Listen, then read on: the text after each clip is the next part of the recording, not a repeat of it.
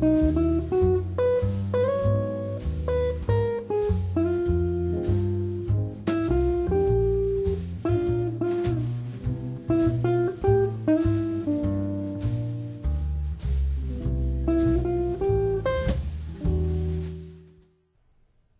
everybody, and welcome back to California Real Estate Principles, Real Estate 300. This happens to be show number 24. And the last time that we met, we were talking about the basics of real estate appraisal. What we talked about is the different methodologies that you utilize or how you approach a problem and gather data. We talked about things like site location, why we went through a specific subdivision, and we talked about why certain kinds of property or homes would be worth more depending upon what lot they were located on. So we talked about the fact that a cul-de-sac, where we had a fairly small front yard but a large backyard, maybe would be very valuable because of a lack of traffic and people would feel safe and the kids would feel safe. And if you took the same house and put them on an intersection where we had more or less like a T intersection where cars will constantly look like they were driving up to the front of the house all the time, and the possibility of maybe having one of those cars take off and run into the front of the house could be more or less a detriment to the value of that property.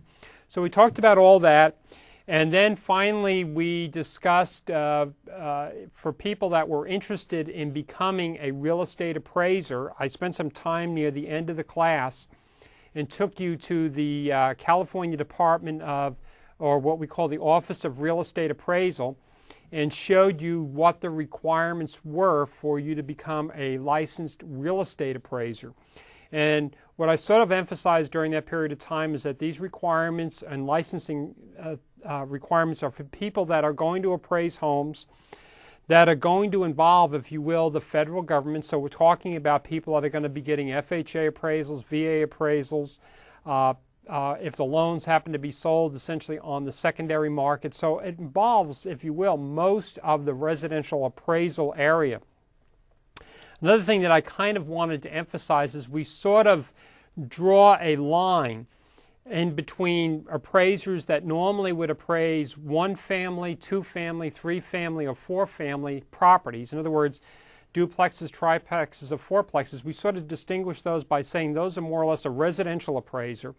And then a commercial or an investment appraiser is somebody that's really appraising property where people are purchasing it with the idea in mind as an investment. So that would be people, for example, that are buying office buildings, shopping centers, mobile home parks, areas like that, mini warehouse storage. Those are all investment properties. And typically, the appraisers that do those kinds of appraisals specialize in that area. And the reason why is because, in many cases, there's not a lot of similar properties around the area or around the community, so they may actually have to start looking at properties that are located in different towns or different cities to help build their formal professional appraisal for people, for their clients. So they may have to actually do more traveling to do appraisals than, let's say, the residential appraiser would be. So anyway, we talked about that. And what we want to discuss today and the next time, is the different methods that we use to appraise a piece of real estate. And what we want to talk about is that there are three types of appraisal. We're going to talk about the first one is going to be what we call the comparative market analysis, or the market approach. The second approach we're going to be talking about is the cost approach. In other words, what would it cost to rebuild the house or the structure as we see it now, minus the depreciation. And the third one is going to be the income approach. And as I've usually said, is where we don't really care what some other fool has paid for the property, and we don't necessarily care for what it would cost to build it. What we're concerned about is how much money we are going to be earning on that property as an investment. That's where our main concern is.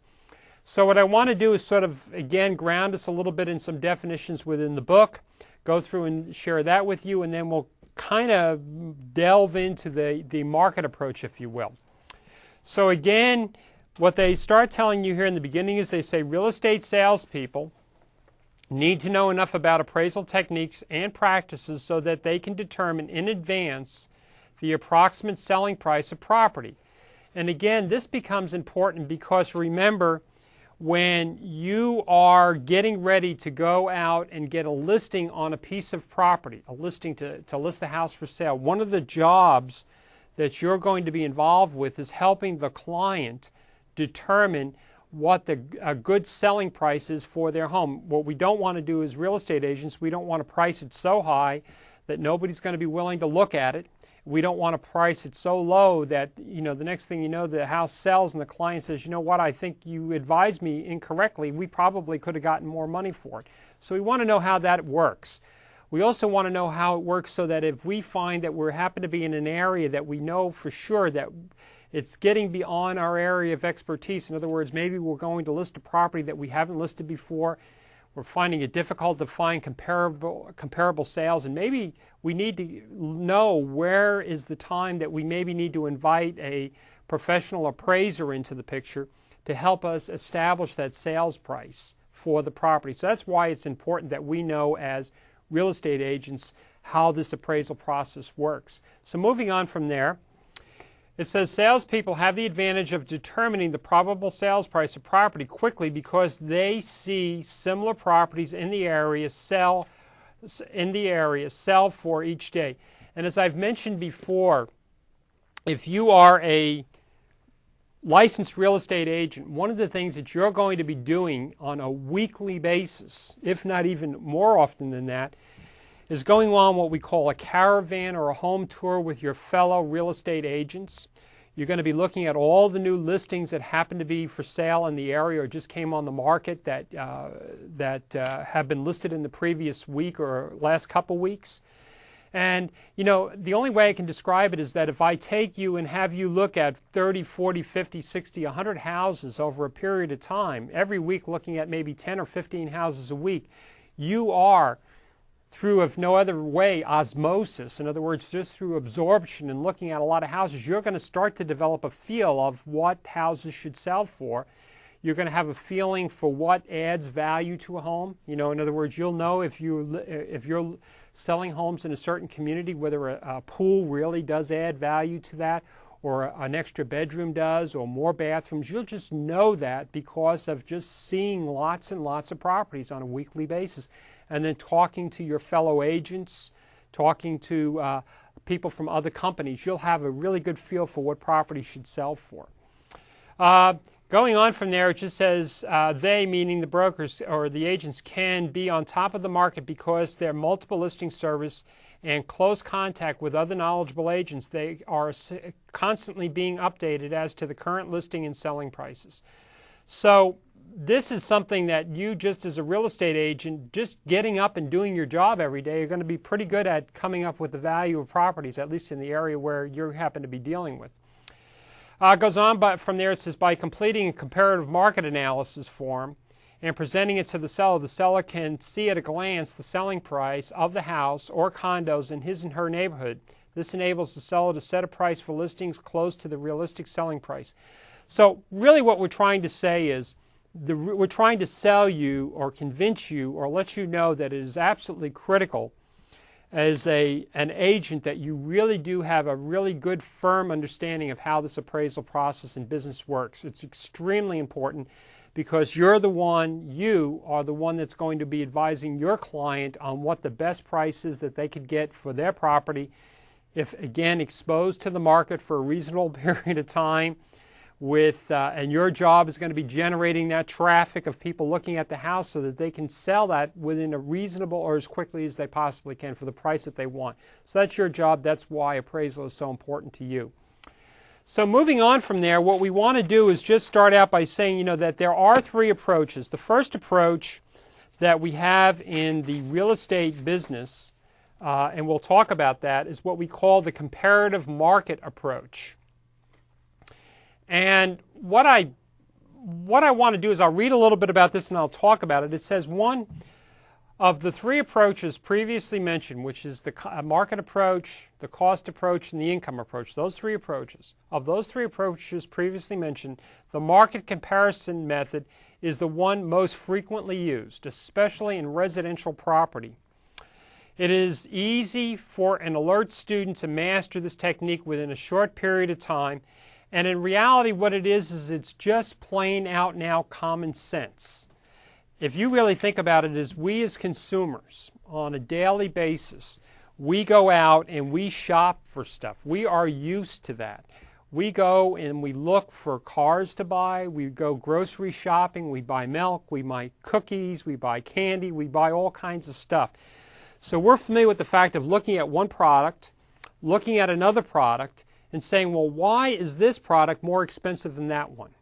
And then we know as consumers that we can look at that and say, you know why? The reason why this is more expensive is because this other product has more attributes to it.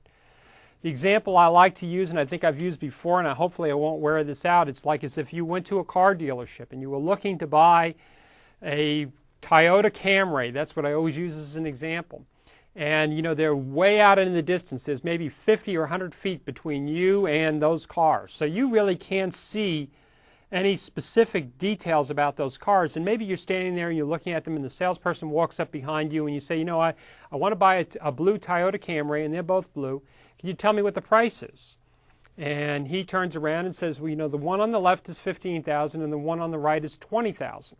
Your very natured thing as being one of an American consumer, if you will, is going to say, what's the difference? You know, why is one more expensive than the other? Now, he may come up and say several different things. He may say, for example, you know, they look the same, but the one on the right or the one on the left is last year's model. They may say that. Or they may turn around and say, you know, the one on the right has more features. It has a stereo, it has leather seats, it has a sunroof, it has special wheels on it. It comes with a special type of warranty. So in other words, the reason why we know why we're going to pay more for one thing over the other is because it has features that the other doesn't have. Same thing when we look at houses. We look at two houses that are sitting side by side. They're in exactly the same neighborhood, built by the same contractor, and we sit there and we look at them, and one is priced at, you know, $350,000, the other one is priced at $395,000. You say, why is one more expensive than the other? It can be the one that's lower priced is maybe it's not kept up in good shape. Maybe the inside of it is not well maintained. Maybe the owner has not, you know, you walk into the house and it has cobwebs on the ceiling and it has old carpets and it smells and the appliances are worn out, and maybe even in some cases, I've looked at a lot of properties where maybe there's damage done to the inside. There's holes in the wall, broken windows, stuff like that. Or it could be the other house. Maybe the other house has, maybe they're both in good shape, but the other house has a swimming pool. It has, you know, beautiful countertops, granite countertops. It has all brand new appliances.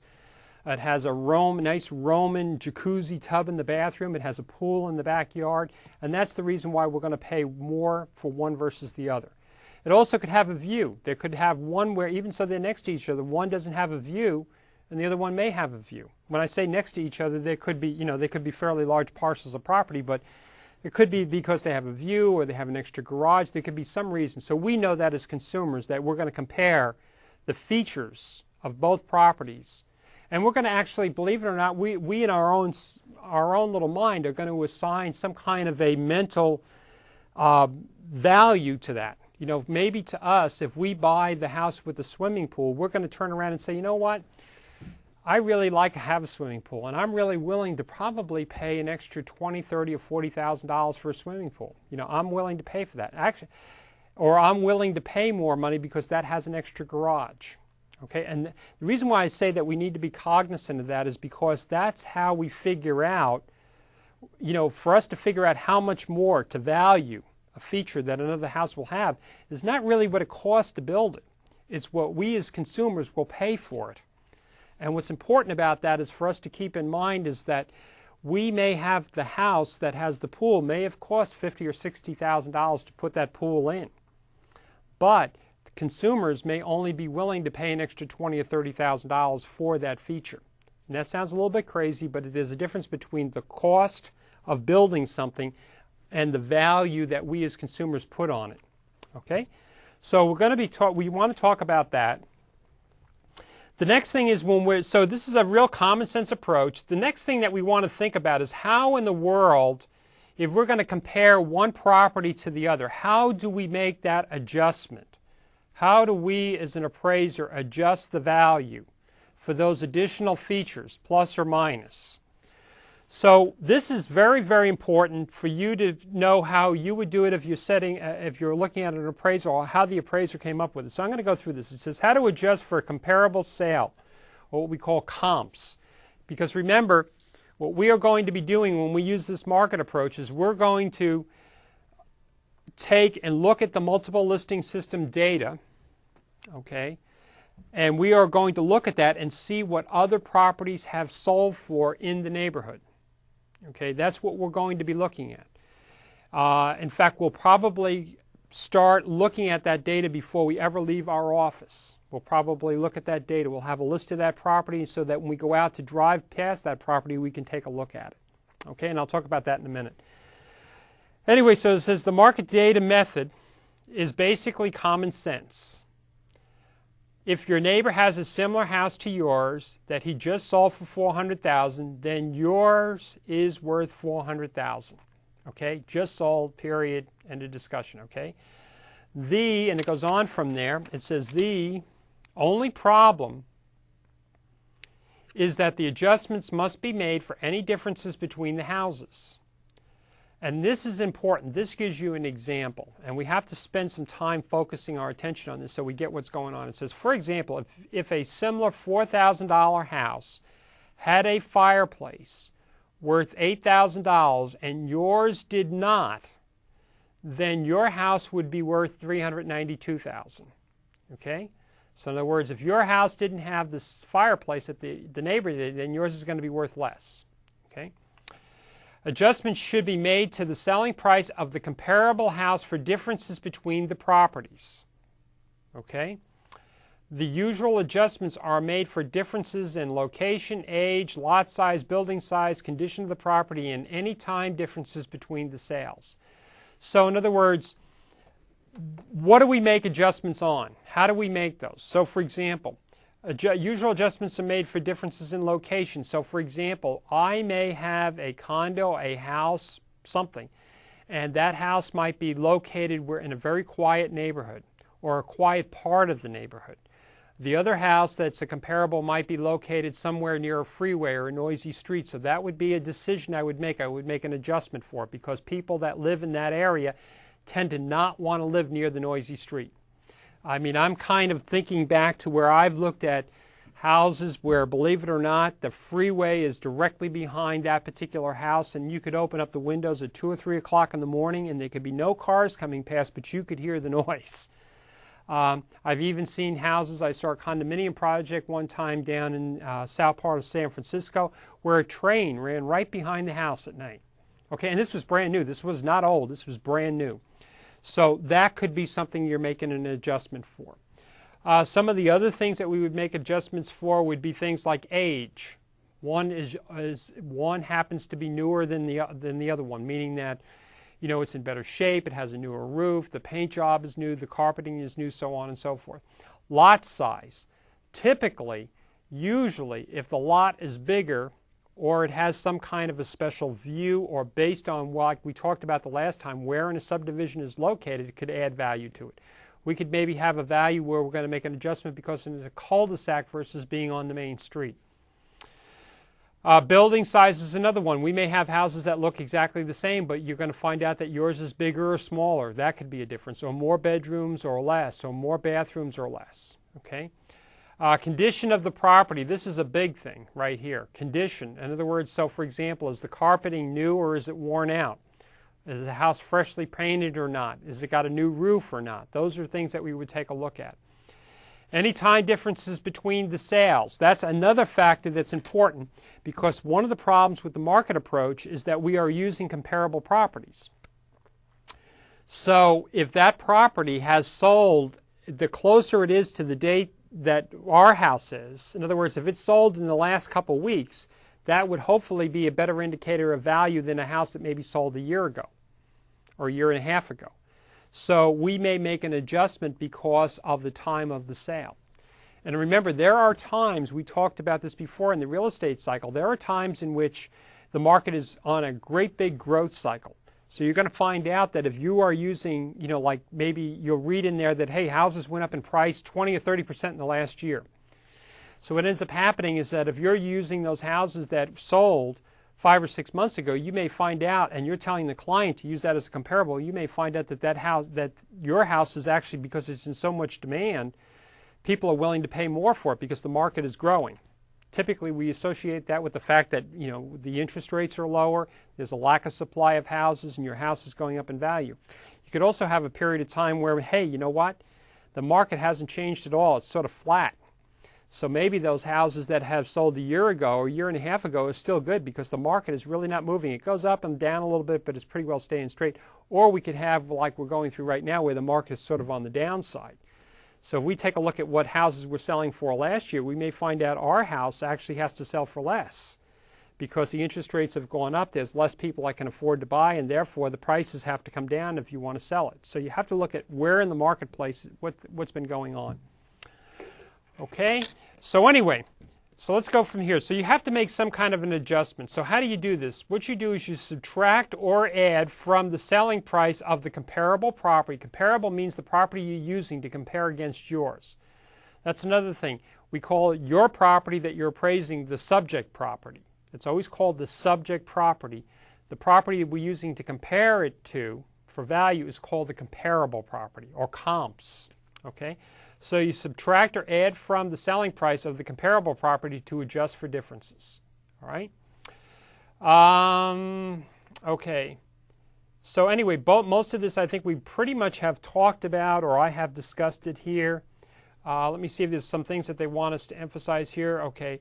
An appraiser using the market data approach would be most interested in the date that the price was agreed upon. That's another thing. We had yesterday, we had an appraiser by the name of Jeff Webb come in and do a special show for us that we're going to be airing in the future.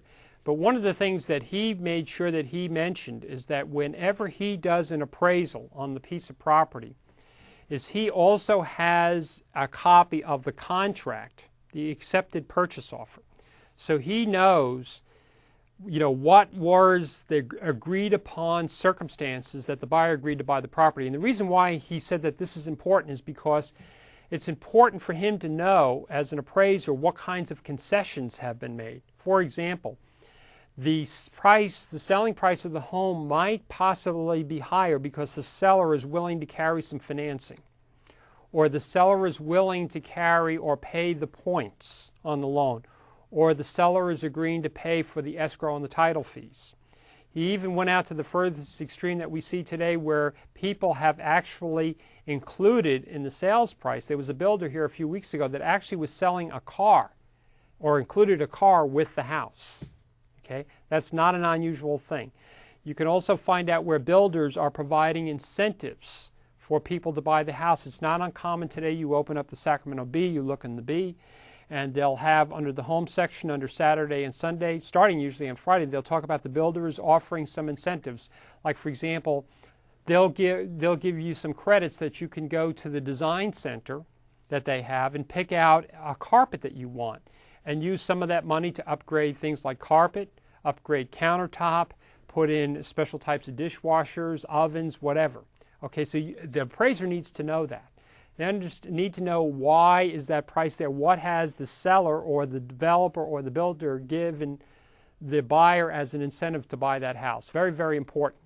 Because all of a sudden, if you're looking at a comparable and you go, why in the world would they pay that much money, that much more? Well, they're giving all these incentives. Okay, so that's why it's important. So anyway, moving on from there, the last thing they say down here is they say the market data method is the most common approach for houses and condominiums. It is also the best method for appraising lots and vacant land on improved property. Okay, the best. Okay, best way of doing it. Okay, so there are certain advantages and disadvantages of using these different methods. So one of the things that becomes important is to understand what is an advantage and a disadvantage. So under the market approach, some of the advantages are, again, it's excellent for appraising single-family homes, condominiums, townhouses, especially condominiums, townhouses, because they're all in one area, all in one, sometimes one building. There are differences, though, just so that you know this, there are differences in condos and townhouses that will affect value. For example, a lot of times you'll see, for example, if the unit is on the first floor, it may actually sell for more than the second floor. The reason why is because sometimes if your unit is on the first floor, you may actually also have like a small little courtyard that you can go out there and lay out in the sun and enjoy the weather and so on and grow plants and stuff like that. Also, a lot of times condominiums and townhouses, some people like the idea of it being on the first floor so they don't have to carry groceries upstairs and downstairs. There's also some other issues, such as if it's on the first floor, a lot of times it's a little bit cooler, if you will, in the summer. It's a little bit warmer in the winter. Those are just things. Also, they're going to be concerned about things like, for example, how close are you to the swimming pool, to the clubhouse, so on and so forth, okay? But anyway, it is a good method to use. Anyway, so it says the market data approach method is easy to learn. With little experience, it is easy to apply. And that is also, I want to add to that, it's easy for your clients to understand. It's not like it takes rocket science to figure this out. It's pretty easy for clients to understand. Number two, since there are usually many recent comparable sales, the required information is readily available. That is true if we're in a market where there's a lot of transactions. If we're in a market where there's not a lot of transactions, then we may not have the data or a sufficient amount of data to really help us with this, okay? Number three, this method is used mostly for houses or condos, which makes this method the most relevant to us as homeowners, salespeople, and investors, okay? So what are some of the disadvantages of the market approach? Number one, the method requires many recent comparable sales or similar properties. Now, one of the things I want to mention to you is when a real estate appraiser goes out, before they actually leave their office and go out to look at the property, they actually will go into the multiple listing system and they will pull all of the comparable properties that have sold within a recent period of time, like say the last year. The second thing that they're going to look at is they'll look at listings. What properties are listed currently for sale and what have those agents put as the sales price. The third thing they're going to look at is anything called expired listings. So in other words, if a property has been on the market for a reasonable period of time, but it hasn't sold, it is expired, they'll look at those too. So you're going to be looking at a lot of different data in order to figure out what that price happens to be. Number two, this method is least reliable when there are rapid economic changes. I mentioned that. So if the prices of houses are going up quickly, like for example, if the Fed lowers the interest rates dramatically, and at the same time we happen to have where a new company moves into town and they need houses for people to live in, you may find out that all of a sudden your house is going up dramatically in value. That means that those comparables, what the house sold for last year, is not going to give you a good indication of value this year. There's going to be quite a few adjustments need to be made. Okay? Conversely, if all of a sudden the Fed raises the interest rates or a company closes its doors, and we've seen that happen here. We've had McClellan Air Force Base, Mather Air Force Base, the Army Depot, HP essentially in many cases has moved out of town. Those things, when they move like that, has a dramatic effect on the value of the property. Okay? And if we put those together with the rise in interest rates, it can make properties drop very quickly, right? So if the market prices are increasing rapidly, the comparables, which are based on past sales, lag behind. Okay? It means that if you look at a comparable, that's old information. If prices are decreasing rapidly, comparables which are based on past sales still remain high. Okay? So you have to look at that. Okay, when you're doing. Last thing, the market data method is less valid with certain income properties because separate analysis of income is required. We'll talk more about that, but the important thing is that if you're looking at things like duplexes, triplexes, fourplexes, even if you're living in one unit, remember, you're looking at the income coming in from those other units to help make the mortgage payment. So income, like for example, if you buy a duplex where you're going to live in one side and the other side is going to be rented out, remember, if you receive quite a bit of income from that helps you make the monthly payment, that's going to make the value of the property worth more than if you receive less. Okay, so you're always looking at the income part, and we'll talk about that more. Okay, second method that we have is something called the cost approach. The cost approach is and I'll read what this is here and then we'll go from there. It says the cost approach, if I can get this centered right, the cost approach is the process of calculating the cost of the land and the buildings as, let me get this centered correctly here. The cost approach, let me see, get it right here. The cost approach is the process of calculating the cost of land and buildings as if they were new today, and then subtracting the accrued depreciation to arrive at the current value. Okay? And what we want to do here of the property, and I'm just going to go through this and finish the definition. The use of the cost approach, the appraiser must be able to determine the new construction cost, of replacing the building today using the construction cost methods. Depreciation is estimated by the appraiser and then subtracted from the estimated cost of the building. The value of the lot and depreciated building is then added back in to find the value. Let me explain how this basically works. What you do is you're using the cost approach when you find that the market approach is not necessarily going to work very well. And what you basically have to do is you have to say, okay, what I'm going to do is I'm going to take and first of all I'm going to figure out what the cost of the land is. Now in order to do that, in a lot of cases you're going to have some kind of market value, market approach. So what have people been paying for the lots that are in the neighborhood? Where is the cost approach used a lot, especially when we're dealing with new construction? Okay. Yesterday, Jeff was mentioning to us that, one of the things that he may very well be asked by a lender, for somebody that's building a house. So, for example, if somebody's getting ready to build a house, what will happen is the lender who's going to lend the money to construct the house will contact a real estate appraiser and say to the real estate appraiser, I want you to go out there and figure out for us, the lender, what the value of that entire property is going to be worth after they finish construction. And the reason why the lender wants to know that is in the event, if for some reason the owner of the property goes into default, they want to know what they can get for the property if it's sold. So what will happen is that the real estate appraiser will take the lot and figure out what the lot is worth. How do they do that? Usually by looking at other properties that are in the area and what they've sold for, and then making any adjustments.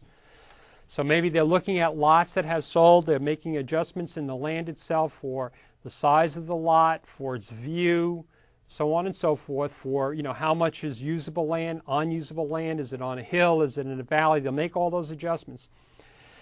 Then they'll take the plans for the house and they will figure out, usually using a service, and we'll talk about that in a minute, it's a service called Marshall Swift that will provide data to build a new house. They'll use that to figure out what the cost will be for the new house. Okay? Then what they'll do is they'll take the land and they'll add the house together, and then that will be the appraised value of the property. Okay? That's if you have brand new construction. So the second thing is what happens if you have to use this approach, but it's not on a brand new house? How do you handle that? Well, you use the same thing. You figure out what it costs for the land. You figure out what it would cost to replace the house, replacement costs. And then what you do is if the house is 10 or 15 or 20 years old, then you subtract what we call the depreciation. And what depreciation is the wear and tear on the house. Okay, in other words, when you built the house, it had a brand new roof. Okay, the roof now is 15 years old. The typical roof lasts 20 years, so 3/4 of the roof is gone. Okay, so you're going to take that cost away and arrive at a value, an appraised value, using the cost approach. So anyway, they go through here and they say one of the three approaches tends. Let me see here. The cost approach. I think this is the part that I wanted to do. The cost approach is most useful when appraising new buildings, special purpose or unique structures. Estimating depreciation is critical in this approach. As the building gets older, depreciation becomes more difficult to estimate. Okay, so in other words, it's very difficult to go out there and take a look at a roof and say, well, you're about halfway gone. We can use information that's provided by an industry, and say, that kind of a roof, for example, is going to last 20 years or 30 years, or that kind of a paint is going to need to be repainted again, or the carpet's worn out. But those are the things that the appraiser is coming up with, trying to come up with that depreciated value. Anyway, estimating depreciation is critical to the approach. As the building gets older, the depreciation becomes more difficult to estimate, eventually making the cost approach impractical. Since newer structures have little depreciation, the cost approach is most suitable for newer structures. The cost approach may also be preferred for special purpose or unique structures, as they have few, if any, market comparable sales. So unique, funny looking structures, or things that, for example, I'm trying to think right now, some sort of a unique building like a log cabin or a dome house. But on the other hand, you also look at what other people are paying for that, if you can find some comparables to that. Special purpose structures such as airplane factory, city hall, or church are best appraised by the cost approach. Okay? Again, all that's doing, though, is indicating to you what it would cost to build a structure minus the depreciation, how much is worn away. Whether or not that city hall building can be used for another use is a different issue. I've seen that before. There's a church in Folsom. It was a Catholic church that for years and years, it was used as a church. When they sold it, about the only use that you could use that building for was another church. So what they had to do was to find some other religious organization that would be ready, willing, and able to buy that. It wasn't like you could use it where it was located for a bookstore or retail or anything. It was put in the community near all the houses and used specifically for a church. So, you have to look at the fact that, the value of that is based on somebody of a similar use that can use it, or if they can, use it for something else. Okay, so let's see if we can go in here. Okay. They just give you some steps that you would go through in doing this, the 4 steps, if you will. The first step that you're going to go through is appraise the land or the lot separately. Look at the lot as totally separate. Where is it located? Again, its view, its size, its shape, its amenities, all those things. Very, very important. The second thing you got to do is estimate the replacement cost. Replacement means, it may have been built a bunch of years ago for $100,000, but to replace it today may cost you $150,000 or $200,000. So what does it cost to replace it? Okay, that's the second step.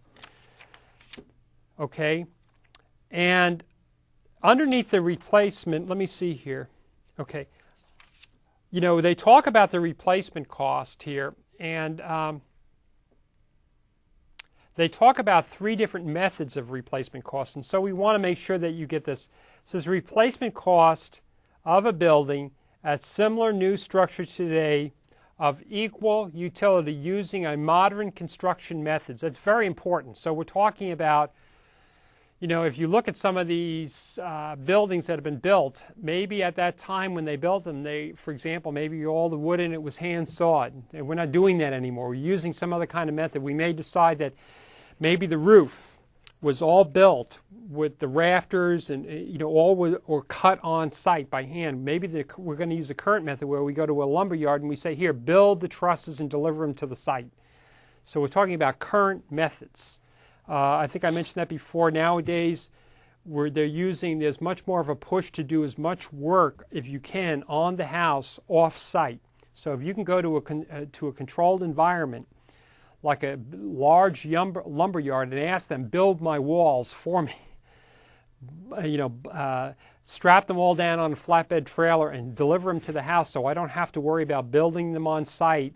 I just have to worry about tilting them up or putting them up. It's a lot more economical, less waste, a lot more efficient. So that's what we're talking about current methods. Okay, then they talk about 3 replacement methods. Okay, and I just mentioned what these are. And what they are is they almost go from like a gross square foot method to a very detailed method to do that. That's what these 3 approaches are for that cost approach. The first one, Comparative unit method is used to derive a cost estimate in terms of dollars per square foot per cubic foot, based on a known cost of similar structures and adjusted for time and price differences. So for example, I may look at a house. This is like when I'm using the Marshall-Swift method, where I look at the fact that I say, you know, this house is got a wood siding, or it's stucco. It's got these kinds of windows. It's got this kind of roof on the house. In other words, I go through a book, this Marshall-Swift book, I look at pictures and give me examples. I look at that and I say, you know what? That house is very similar in nature to the construction of my home. It tells me what the cost is per square foot. And what it does is it tells me that almost like in an area by itself, like as if it says, okay, it's going to cost maybe not $2, but it'll cost maybe $50 or $100 per square foot to build this house. Now, it may be that the kitchen costs a lot more because it has all the appliances, and the bedroom costs a lot less because it just has a closet. But they're going to give me an average. I'm going to take whatever that cost is. I'm going to take the cost of the house that I'm doing it. I'm going to just do the math, and it's going to say, okay, the cost of building is this much. Then normally what I'll need to do after I get that cost is make adjustments to that based on the area where the house is located. So it kind of stands to reason as common sense that it probably would cost me more to build a house in San Francisco, where the labor costs are higher and possibly the material costs are higher than it would be in Sacramento. So I'd had to make some kind of an adjustment for where the construction is taking place. But I'm doing it based on a square footage. Very easy thing to understand. We read this in the paper all the time, in newspaper articles. They say the average cost of building a home in Sacramento today is $150 a square foot or $200 a square foot. That's how they come up with that, okay? Number two is where we use what we call the unit in place method, okay? What this does is it employs unit costs for the various building components such as the foundations, the floors, the walls, the windows, and the roofs as installed, and uses square footage, linear foot, or appropriate units of measurement to estimate each component part. Okay? So what we're doing is we're making it more detailed in how we do it. So we say, okay, to build the foundation costs this much. To put the roof on costs this much. To put the walls up costs this much. We're not getting down to the actual nails and screws and glue, but we are getting component-oriented prices. Okay? The next method is something called the quality survey method. It involves detailed estimates of the quantities of raw materials used, such as brick, mortar, lumber, cement, price of such materials, and the labor costs involved. So, and again, so we're going from, the idea here is we're getting from very, very price per square foot to maybe price per unit to really detailed. This would probably be closer right here to estimating where, say, a contractor would be building a house. And you go to the contractor with the plans and they come back and they say, you know what, I went and priced this out. We're going to use so much lumber. The cost per lumber is so much per linear foot. We're going to use so many, this kind of roofing material. We're going to order this many square, this much roofing material for the house. We're going to use this much paint. In other words, they've estimated the whole thing out, and they've also figured out what the labor is going to be. So that's really detailed oriented. Okay? So anyway, that's how you're going to figure the cost. Okay, the next thing you're going to have to do from there is you're going to have to estimate and deduct depreciation. In other words, now that you know what it costs to build it, you're going to have to figure out what the depreciation is. And there's different types of depreciation. Okay? So it says here we want to get a definition. Depreciation is a reduction in the value of the property due to any cause. Okay, and any cause, what they mean is that it could be for a lot of things. It could be that things just wear away, wear out. It could be because they become functionally obsolete. In other words, a one-car garage on a house makes the house sort of obsolete now, okay, or a worn-out kitchen, that kind of stuff, all right? The difference between replacement cost of the property and its market value is depreciation. So we'll go through here and we'll talk about this. What they're going to do is the loss of value in any cost is caused by depreciation. Estimate and deduct the depreciation from the replacement cost of the building being appraised. So the idea is we know what it would cost to build it brand new. Now what we're going to have to do is try to figure out as an appraiser how much to reduce that because of depreciation and kinds of depreciation. So this is the accumulated depreciation, sometimes called accrued depreciation. Accrued depreciation observed is the loss in value of improvements from any cause at the date of the appraisal. Accrued depreciation is what has happened in the past, okay? And so there are 5 methods for estimating accrued depreciation. You have a capitalized income, a market, a straight line, an engineering, and a breakdown. These are just different methods, okay, of doing it. The biggest thing that usually you look at that most people use is what we call straight line. And why do we use straight line? Straight line is used because, for example, the Internal Revenue Service allows us to take off the cost of depreciation every year by using a straight line method. As an example, what do I mean by straight line? Let's say if I took a house or a property that I was going to invest in, and let's say the value at the time that I bought the property was $400,000. That's what I paid for the house, or say whatever it is, the investment property.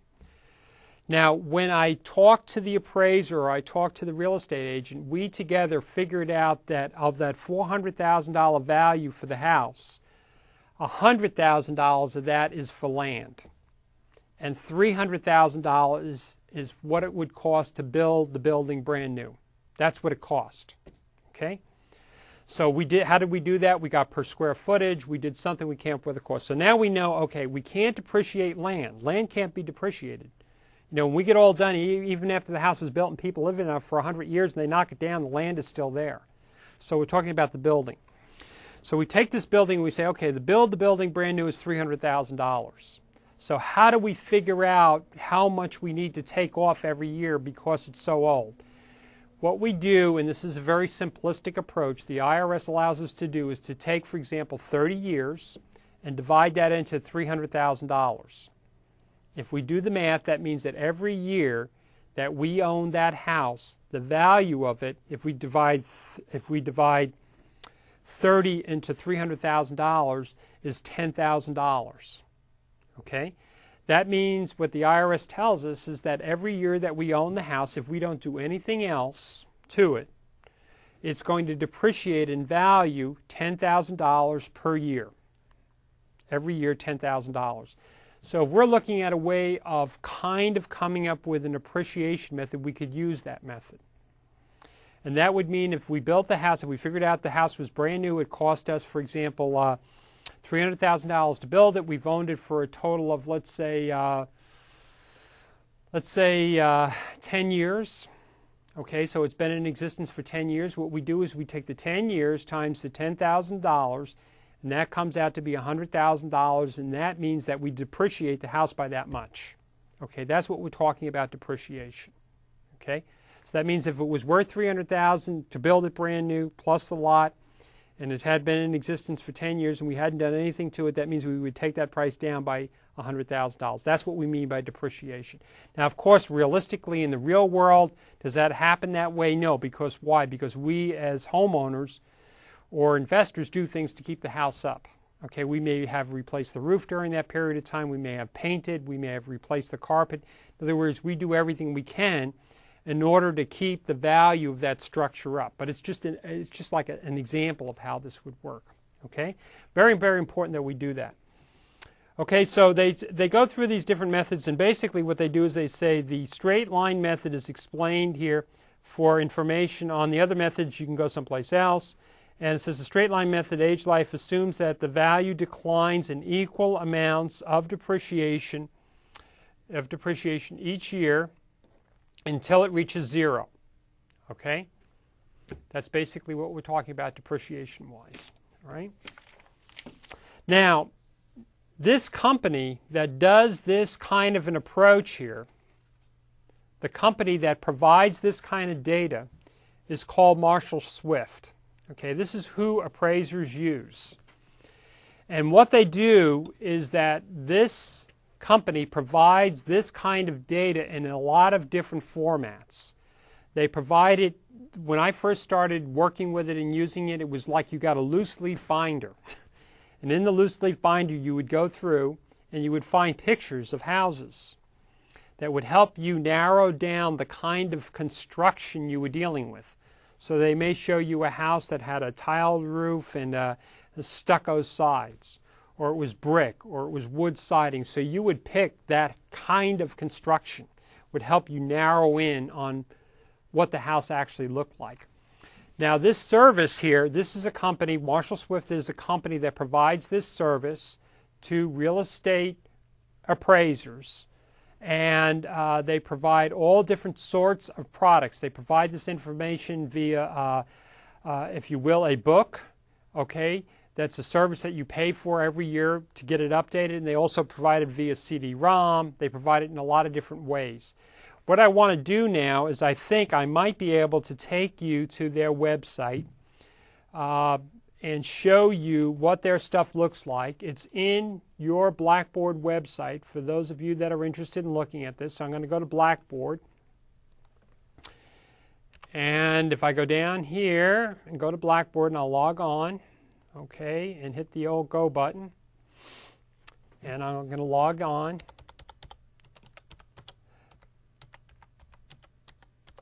Okay. And I'll go down, I think I'll go up here just for the courses, and I will go down to your particular course, which happens, again, you don't see all these courses in here. Let me see if I can find the right one. Here it is. Okay. And if I go to the class website links, and I go to this particular topical area, which is appraisal methods, and I think it's in here, this is Marshall Swift. Okay, this is the name of the company. So in other words, what I'm showing you here, you know, I know that for whatever reason, maybe it might be a little bit blurry for you to see on TV, or if you're watching this on the internet, it may be a little blurry. But anyway, I have the link in the website so you can see it. This looks a little bit different than the picture that's shown in your book. That's because they've updated the websites. Okay, they have two different, if you will, solutions. Okay, they have a residential solutions, and they have commercial. So in other words, they provide data for both residential properties and commercial properties. Okay, and keep in mind that what you have to be able to do as an appraiser is you're given an assignment to go out and appraise a piece of property, and that property today might be located in South Sacramento, and tomorrow might be in Placerville, and the next day might be in El Dorado Hills. So you have to have something that has data from all over the place. So that's what they provide here. If you go down here, oh, sorry, let me go up here and make sure I get the right thing. Okay, so they have residential and they have commercial. They have, just to give you an idea here, if you click here for your residential type of products that they have. So in this location right here, they have the Cost Approach Residential Online course. So they have a course that you can take on how to use their products, okay, online, so you don't have to go there, which is nice for those appraisers that, you know, are looking at saving money, if you will. You have another thing here called the Residential Cost Handbook Approach Training. Okay, you have a Residential Cost Handbook, and right here is the thing that you would be looking at to start out with. It says the most current. Let me see if I can make this any larger here. I may or may not be. It doesn't look like I can. Okay.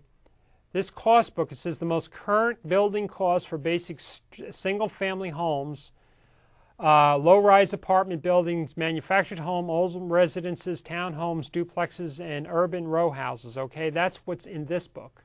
Okay, you have a CD. You have, and again, these are just the different products. You have a residential cost estimator product that you can get, which is software. On and on and on. So you have all different, you have a log home residential training course. So if you're going to be appraising log homes, you have that. So let me go back up here. If you want to know more about, let's just get that one product, which is your cost handbook, is located right here. As you can see, this looks just like what's in your book. So this happens to be, this is the actual book right here, and I'm just going to read it because I know that you can't see it very well, even if I make it larger, but it says, with 6 classifications for building quality ranging from low to excellent, this extensive handbook helps you eliminate the guesswork of construction, quality, and corresponding descriptions and photographs. In addition, local multipliers for frame and masonry residences in more than 825 locations, because there's going to be a difference based on where it's built, okay, throughout the United States, U.S. territories, and most major cities in Canada ensure that your costs are localized and relative to the current market conditions, market for material conditions, okay? Then after that it says locate thousands of square foot and component costs for every type of residence, including basic single family, site-built homes, low-rise apartment buildings, manufactured, older townhouses, so on and so forth. So that's the basic book, if you will, which matches what's in your, in fact, that picture that's here is the same exact one that is on your in your textbook right here. So that's the same exact one. So anyway, I want you to know that it's available. It's a service. It's there. You can look at it. For those of you that are looking at taking, real estate appraisal, this is something that you would be looking at. Going back for one thing right here, I just want to show you that they also have similar information for commercial. So you have commercial products. You have, again, you have the same thing. You have the publication.